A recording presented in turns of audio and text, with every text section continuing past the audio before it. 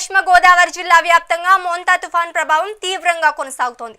నర్సాపురం సముద్ర తీరంలో ఒక్కసారిగా వాతావరణం మారిపోయి భారీ ఈదురుగాలులు, రాకాసి అలలతో సముద్రం అల్లకల్లోలంగా మారింది. తీర ప్రాంత గ్రామాలైన నర్సాపురం, పేరుపాలెం, పాతపాడు, పెద్దమైన వారిలంక, చిన్నమైన వారిలంక ప్రాంతాల్లో ఈదురుగాలులతో కూడిన భారీ వర్షం కురుస్తుండటంతో ప్రజలు తీవ్ర ఆందోళనకు గురయ్యారు. నర్సాపురంలో ఈదురుగాలులకు భారీ వర్షం నెలకొంది. తుఫాన్ ప్రభావం ఎక్కువగా ఉండే అవకాశం నేపథ్యంలో తీర మండలాల్లో హైకోర్టు ప్రకటించారు. పశ్చిమ గోదావరి జిల్లా వ్యాప్తంగా 16 పునరావాస కేంద్రాలను ఏర్పాటు చేసి సుమారు 15,000 మందిని సురక్షిత ప్రాంతాలకు తరలించేందుకు అధికారులు చర్యలు చేపట్టారు.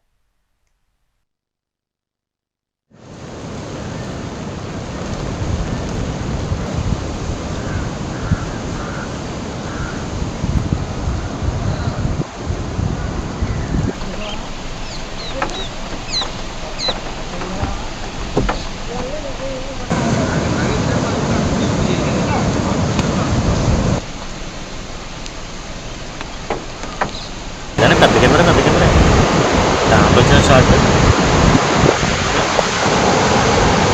కింద గిట్టింది.